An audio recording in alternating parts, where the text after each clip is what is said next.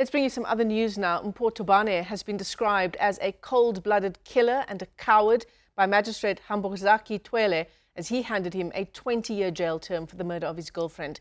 Viwe Dalingozi lay sleeping in her flat in 2018 when Thobane doused her with petrol and set her alight. She died 2 days later in hospital. Newsroom Africa's Linda Mnisi has more on this gruesome story. The face of a murderer. Mpho Thobane doused Viwe Dalingozi with petrol and set her alight while she was asleep in her flat in Johannesburg and later fled to Limpopo, leaving her for dead. After being tried, the court found that he had no remorse for his actions. You are not only a cold-blooded killer, but indeed also a coward for doing this. You murdered Viwe with direct intentions to kill her. She looked to you for protection and care. Instead, you breached this trust, poured petrol on her and set her alight in her own private space. The callous and heartless attitude in not checking her, running away to Limpopo, checking the condition of the deceased was clear proof of his lack of remorse.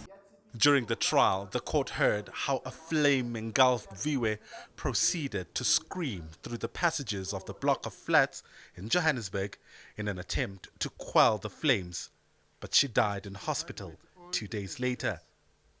The court says she died a painful death, one that revealed through the victim impact statement that her family has been feeling the anguish since then, and this prompted the court to deviate from the prescribed minimum sentence.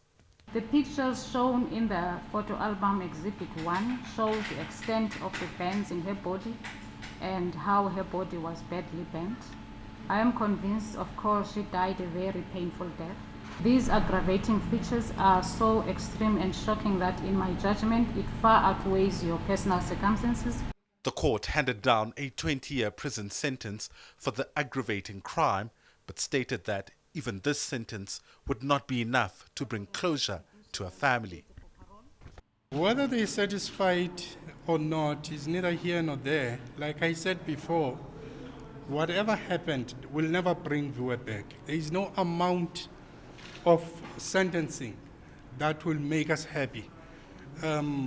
Whether this boy would have been given a life sentence, which all would have wished for, it would have never brought Viwe back. But Thobane is not happy. He intends on appealing the sentence. For Newsroom Africa on Channel 405, I'm Linda Mnisi in Johannesburg.